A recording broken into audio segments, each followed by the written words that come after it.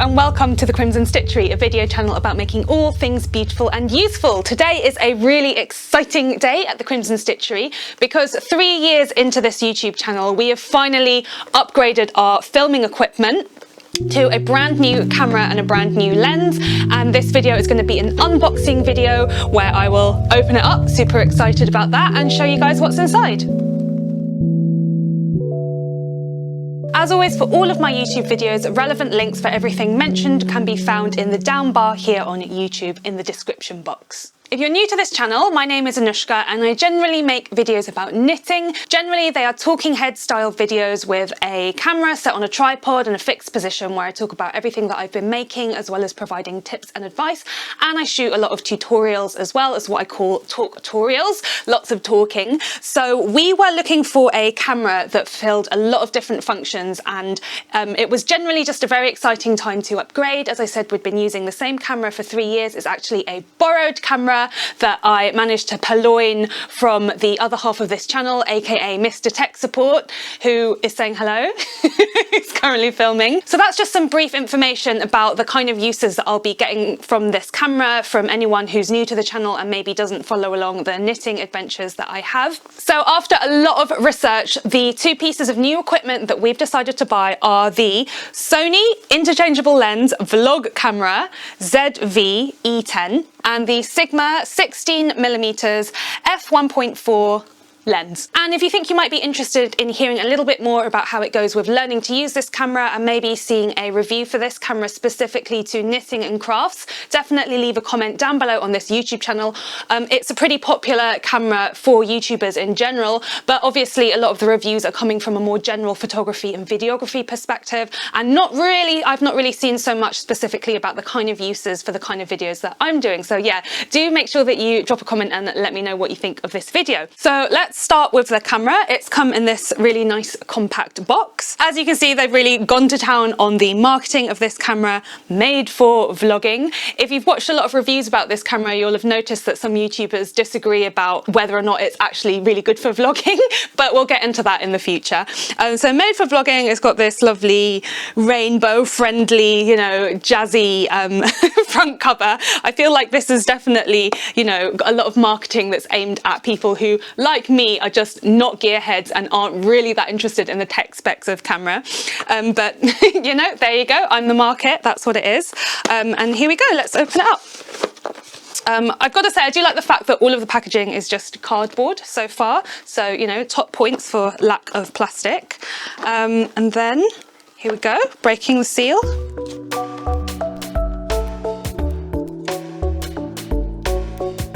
Here we've got the leaflet about the extended warranty upon registration, pretty standard. We've got, what is this? Another guarantee, information, more stuff about the warranty, reference guides, a manual in multiple languages, all pretty standard so far. So here in the box is, again, really tightly packed down, quite minimal packaging, just the first couple of pieces of plastic inside, which is great. Here is the main piece of action, the camera body, so I'll put that aside for the moment. Our lovely well-designed firm packaging, and here we've got all of the bits and pieces that come with it. So here we've got a dead cat, which looks like a fluffy pom-pom, but it's actually a very serious piece of sound equipment because it's a windshield, super important. So I'm quite excited that it comes with that in for the actual camera microphone, super handy, especially for, you know, outdoor shots and times where maybe you don't have all of your external microphone equipment and all of the rest of it. So that's great. European plug. Super handy. You're really getting the sense of this like multiple uses for vlogging kind of thing, because you can be a travel vlogger and charge your camera anywhere you like. So that's really quite nice and well thought out, I think, especially in this day and age where I feel like sometimes you buy pieces of equipment and it doesn't even come with the charger and you have to like buy them again separately. So that's quite nice. Then we've got a battery, which is NP-FW50. This is one that is used in various other different Sony cameras, including the one that we're upgrading from. So again, I quite like the fact that you can still use the little bits of equipment across, you know, across the upgrade and stuff like that, not like the iPhone. Then we've got a charging cable. So we've got a normal USB on one side and then the USB-C on the other side, so you could use it with your phone charger. And last thing that is tucked up in the box is the camera strap. And here is the main goods of the package, the actual camera body. So I purchased the camera, just the body on its own, without any kind of lens kit or any kind of lens supplied. So it's just got the lens cap on there protecting the camera. And my first impressions, it's super light, it's super sleek, and I really like it. The actual size of the camera body feels like it's a perfect match for my hand size. I wear a sort of medium to large women's glove size for reference, so I feel like that bodes really well for when there's, you know, a large lens mounted on it. There's these two little attachments on the side where the strap will go. So now let's have a quick look through all of the different features of the camera body so far. The obvious thing is that it has a really huge bright red record button, just so that you don't accidentally press the wrong button when you're trying to film and you just end up changing the settings instead of hitting record. Let me know if that's ever happened to you in your video making exploits. Just one of many things that can go wrong. We've got our on and off switch, which is a little push slider, and that's pretty stiff. So again, that feels quite good because it feels like you're not going to accidentally hit it or flip the switch and turn it off or anything like that. So that's really good. We've got two dials at the top that are really easy to toggle for your finger. Obviously, if you're right-handed like I am, if you're left-handed, you're going to want to learn to be ambidextrous, I guess. I'm sorry to all lefties.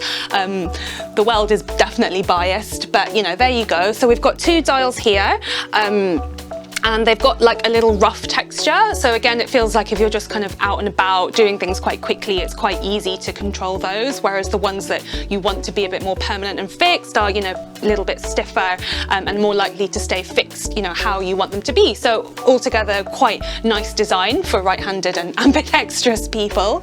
On the top, it's got this huge grill, which is probably a speaker or microphone. And then we've got this slot here, which, could be for a light, could be for a flash, and it's also used to clip in the dead cat, so that goes in like so. Super slick and efficient. It didn't take any effort at all. It's just as easy to take out. You simply pull it with your fingernail. And then all of the general controls that you'll expect on the back about adjusting all of the settings and controlling the camera. So on the bottom, we've got a nice shiny thread mount for, screwing your camera into a tripod or into some other piece of helpful equipment like an articulated arm. And then we've got our battery slot for a SD card inside and our battery. And then probably what a lot of you guys will be wondering is the actual screen. So this camera does not come with a viewfinder. It's that kind of vlogging camera. It's not really so much about people who are thinking really carefully about framing and photography. Not that you couldn't, but the real sell of this camera is the way that the screen flips out. So you can monitor your shots that way. You can open it out. So if I open it to there, you can open it all the way out so that it is in parallel with the camera body, and it's got a swivel. It only swivels up, so I would say that is a limitation because having lots of different swivels and angles can be really useful when you're out and about filming, when you're trying to avoid glare from the sun and that kind of thing. But yeah, swivels all the way out there. On the side, tucked away super neatly, are two new little doors. Here we've got a little jack for our microphone connection. And then on the side here, we've got another jack for our headphone connection for monitoring your audio levels. And then we've also got the USB-C and HDMI ports in the side there. The HDMI port here is a micro HDMI and not a mini HDMI. So actually we are gonna have to order another cable, damn it. But if that is a problem for you, or you don't have the right cable for whatever reason, you can actually just use the USB to USB-C cable that is actually supplied with the camera.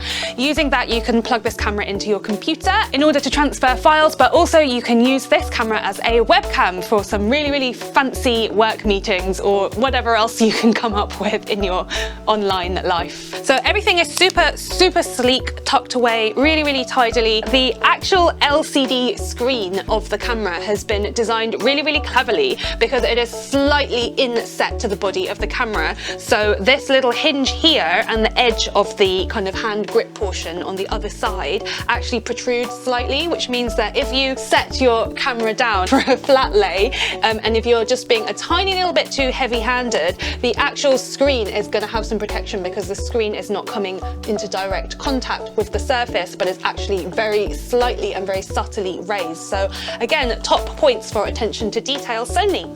In order to double check that for this video, we actually just grabbed a book because we knew it would be definitely a flat surface, unlike maybe the floor or tables that are, you know, a little bit vintage. And we popped the camera down and we shone a light through it, and the light came through underneath the screen, showing that there was a little air gap. Fantastic. One more thing to test is just taking off this cover, and yeah, it just unscrews. So that is super easy.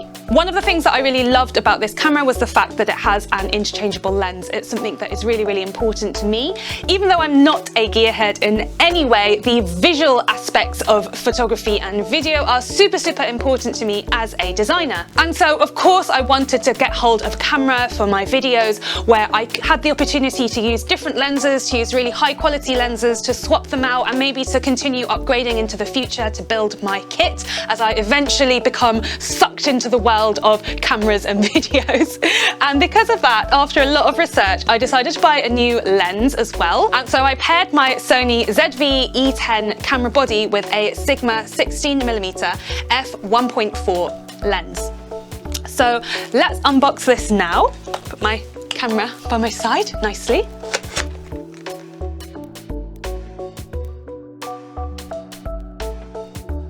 So here we've got the warranty information again.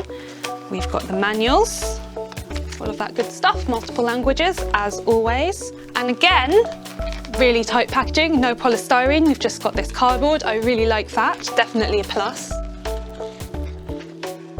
And here's the lens. Okay, so just a tiny little bit of plastic bags in the packaging. And here are the two parts. In terms of the lens itself, it has a perpetual revolve on the focus, which means that, you know, you can just keep twiddling around with that in order to get the perfect focus for your shots. And also it's rubberized, so again, it has a really fantastic feel. And the outer case of the lens is metal, so it feels just generally really sturdy. So the lens cap comes easily on and off with these two push buttons, and then the lens cover on the other side just screws off, pretty standard. And we've also got this lens hood which just screws on very easily. This lens hood is going to prevent both flare and glare when filming in high sunny situations. So with the f-stop of f1.4, that gives a shallower depth of field, allowing more light to come into the camera. That's obviously really good for this at-home setup where we're not in a perfect studio environment with loads of perfect lighting, nor are we outside in like beautifully overcast, you know, weather where it's like everything is perfect for all of your setups. But no, it's going to be more realistic for filming at home with what we've got, and also allows us to play around with different videography effects such as creating more bokeh or the blurry background. I'm really excited about using this new camera and lens pairing, and I can't wait to share with you guys what we managed to come up with. Have you been getting into video making recently, or are you looking to upgrade your setup like I've just done? Drop me a comment down below and let me know what you think of this review and whether or not you'd be interested in hearing more tech reviews from someone who's a self-confessed tech luddite who hand knits and often hand sews many of her own clothing. Let me know if that's something that you would be interested in. And do check out my other videos if you'd like to see everything that I've been making. The Crimson Stitchery is about making all things beautiful and useful, and hopefully making more videos that are useful and more beautiful and just more efficient and better in general in the coming months. I want to say a huge, massive thank you to everyone who supported this channel in 2021 over on my Patreon or through my Ko-fi account. I literally couldn't do it without you, and thank you so much for giving me the means in order to purchase the equipment that I need in order to make these videos that you guys are all enjoying, hopefully, fingers crossed. So thank you so much for being here. Take care and see you at the Crimson Stitchery again sometime soon. Bye! What do you say about an unboxing? Trying to get straight to the point, not too much rambling. Paired my Sony, what's this called again? And so I paired like USB-C. I feel like I'm like a Japanese model at a car show talking about like upholstery. Yeah. Does this have a name? NPFW50. How did you know that? You're going to be in this video in the bloopers.